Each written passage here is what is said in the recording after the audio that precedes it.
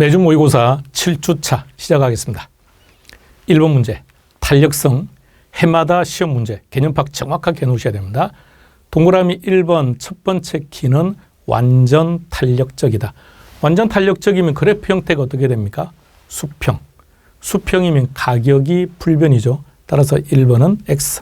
1번 지문은 이렇게 바뀌면 되겠죠. 2번으로 가겠습니다. 먼저 이 문제를 보시면 1번은 수요의 가격 탄력성, 2번의 공급 가격 탄력성 이렇게 쭉 되어 있는데 수요 공급 무시, 보지 마시라고요. 그러니까 수요의 가격 탄력성과 공급의 가격 탄력성은 99% 동일. 그럼 차이점이 뭐냐? 수요의 가격 탄력성은 수요량, 공급의 가격 탄력성은 공급량. 이것만 다를 뿐이지 똑같아요. 그러니까 아무것도 보지 마시고 그냥 내용만 보고서 들어가면 됩니다. 동그라미 2번에 가격 탄력성은 0이다. 가격 탄력성이 0이라는 말은 그래프 형태가 어떻게 되는 거죠? 수직이죠. 그렇다면 2번과 4번은 동일한 표현이죠. 그렇다면 둘 다 완전 비탄력적이다. 동그라미 3번입니다. 비탄력적이다. 비탄력적이라는 말은 가격이 많이 변한다. 따라서 뒤에 놓을 때 가격에 포커스를 맞추면 되는 거죠. 가격이 많이 변했다라는 말이라면 옳은 지문입니다. 따라서 가격의 변화율보다 양의 변화율이 작다 그랬으니까 정확합니다. 5번 탄력적이다. 양이 많이 변한다. 정답은 1번 됩니다. 2번 문제. 입지론과 도시공간 구조론 전체적인 문제네요. 동그라미 1번. 레일리와 허퍼에서 이론 문제에서는 1차적으로 어떻게 분기되느냐라는 겁니다. 레일리는 어떻게 분기됩니까? 인구수에 비례하고 거리 제곱에 반비례. 허퍼는요. 매장 면적에 비례하고 거리에 반비례하는데 상황에 따라서는 거리 제곱이 될 수도 있고 거리 3승이 될 수도 있는데 마찰 계수가 결정하는 겁니다. 그럼 동그라미 1번. 레일리니까 인구수에 비례인데 반비례니까 틀렸죠. 그럼 여기서 이 표현을 잘 보세요. 중심지라는 표현. 중심지가 맞습니까? 아니면 인구수나 도시의 크기로 바꿔야 되는 겁니까? 다시 한 번 더요. 크리스탈러에서만 중심지가 나오는 게 아니라 중심지라는 말을 협의적으로 해석하면 상점이에요. 그러니까 상업 입지, 크리스탈러, 레일리, 허퍼, 컨버스는 전부 다 중심지라는 단어가 나오더라도 전부 다 옳은 지문입니다. 따라서 동그라미 1번에서는 중심지 이꼴 도시 이꼴 인구수에 비례하고 거리 제곱에 반비례한다. 1번은 X, 정답은 1번 됩니다. 동그라미 2번으로 갑니다. 베버의 최소 비용 이론. 베버가 주장했던 비용 항목은 세 가지죠. 수송비, 노동비, 집정력. 이 중에 수송비와 노동비는 최소, 집적이익은 최대. 그러한 점을 고려해서 비용이 가장 적게 발생하는 곳이 최적 입지다. 그게 베버의 주장입니다. 3번의 컨버스에서는 한 가지만 기억하세요. 레일리를 지지했다는 겁니다. 그러면 동그라미 3번에 있는 중력 모형은 두 가지를 정리합니다. 첫 번째, 우리가 다루는 입지론에서 뉴턴의 만유 인력 법칙을 중력 모형이라고 합니다.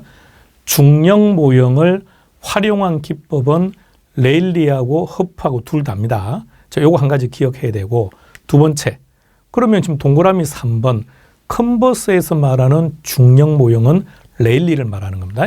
레일리 모형을 수정했다. 수정했다는 것은 부정했다는 것이 아니라 인정했다는 뜻이 됩니다. 따라서 3번도 O. 4번으로 갑니다. 허프. 허프는 어떻게 분기된다고요? 매장 면적에 비례하고 매장 면적. 따라서 동그라미 4번처럼요. 허프가 나올 때는 전부 다 상점이라는 표현만 있어요. 상점. 점포. 전부 다 상점입니다. 허프는 미시적 분석. 1번의 레일리는 거시적 분석. 비교하세요. 거시적 분석, 미시적 분석. 그럼 여기서 거시적 분석은 넓게, 미시적 분석은 좁게 이런 뜻이 아니라 소비자들의 소득, 소비자들의 기호, 소비자들의 개성을 고려했다 그러면 미시적 분석. 그런 거는 고려하지 않았다 그러면 거시적 분석이 됩니다. 5번 크리스탈러의 중심지 이론.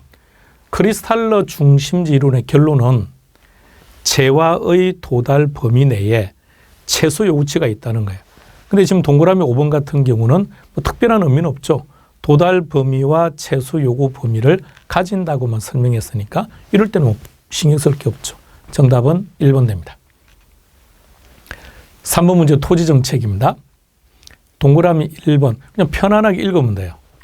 읽으면 개발, 이익, 환수, 제도 보입니까? 그 단어만 읽으면 돼요. 특히 말입니다.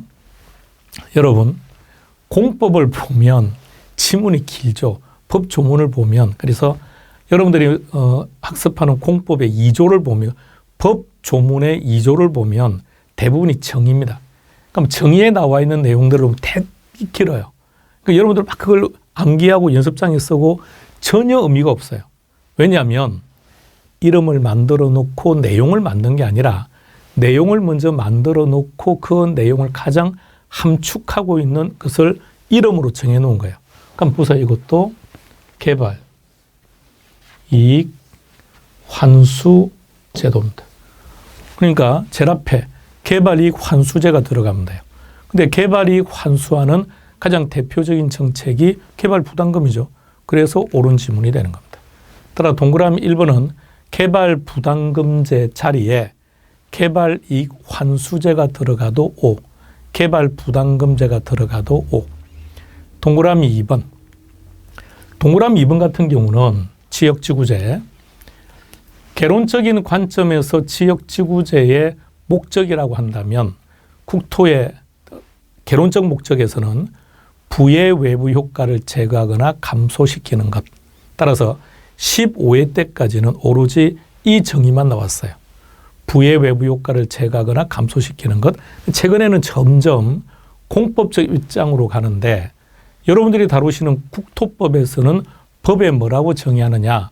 국토의 효율적 이용. 국토의 효율적 이용. 따라서 효율적이다, 경제적이다 이런 표현들이 시험에 늘 나와요. 그리고 지역지구제는 법에서 규정하고 있죠. 법적이다, 행정적이다. 그래서 이런 표현들이 시험에 잘 나옵니다. 지역지구제는 효율적, 경제적. 지역지구제는 법적, 행정적. 이런 표현들을 기억해 두시기 바랍니다. 다음 동그라미 3번으로 가보겠습니다. 개발권 양도제도. 그럼 단어 그대로 개발권을 양도하는 거지 소유권하고는 관계없다. 따라서 TDR에서 소유권을 언급하면 무조건 X. 동그라미 4번으로 가겠습니다. 부동산 공시 제도에는 공시 대상이 전체 8개죠. 8개 중에 개별자가 붙는 3개. 개별 공시지가, 개별 주택 가격, 비주거용, 개별 부동산 가격. 개별자가 붙는 3가지는 시장, 군수, 구청장. 나머지는 국장이죠. 따라서 개별 공시지가라고 했으니까 시장, 군수, 구청장이 공시하는 거죠. 정답은 4번 됩니다. 토지 비축제도 직접적인 개입에 해당됩니다.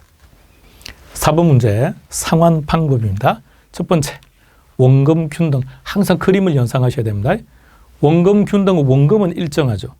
시간이 지나면 이자는 점점 작아지니까 이 둘을 합친 원리금은 감소한다. 따라서 기억. 원리금 상환액 감소. 잔액은 당연히 감소하겠죠. 정확합니다. 니은으로 갑니다. 이번에는 원리금 균등. 원금과 이자를 합친 금액이 똑같다는 거죠. 시간이 갈수록 이자는 작아지니까 이자가 작아지는 것만큼 원금은 점차적으로 증가한다. 디귿으로 갑니다. 최정식은 미래소득이 증가될 것으로 예상되는 차입자. 특히 이 차입자는 젊은 차입자입니다. 젊은 층에서 선호하는 방식. 리얼로 갑니다. 리얼은 여러 가지 상환 방법 중에 은행 측 입장에서 볼 때 이자 수입이 큰 순서. 그럼 은행에서 이자 수입이 크다는 얘기는 차입자 입장에서 볼 때 초기에 적게 상환했다는 얘기죠. 최정식, 원리금, 원금. 따라서 옳은 것은 2번 됩니다. 5번 문제로 가겠습니다. 감칙. 동그라미 1번 원가법. 원가법 놓으면 제일 뒤로 가야죠. 뭘 찾아야 됩니까? 가액. 무슨 가액이죠? 적상가액. 어떻게 구합니까? 제조달원가 마이너스 감가수정. 2번 갑니다. 수익환원법.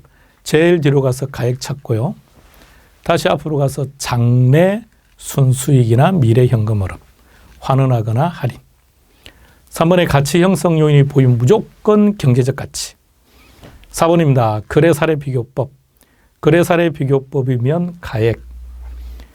비교 방식은 사례 부동산을 통해서 대상 부동산의 가격을 구하는 게 목적이니까 사례를 대상 물건에 맞게 보정해야죠. 따라서 대상 물건 현황에 맞게 보정하는데 사정 보정, 시점 수정 등등등.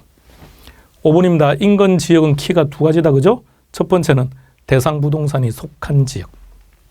법 조문이 이렇게 되어 있습니다. 대상이 된 부동산, 갈로 열고 이하 대상 부동산이라고 한다.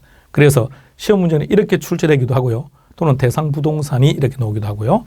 두 번째 키는요. 지역 요인을 공유한다. 따라서 이 부분 때문에 X. 정답은 5번 됩니다. 오늘은 여기까지 정리하겠습니다.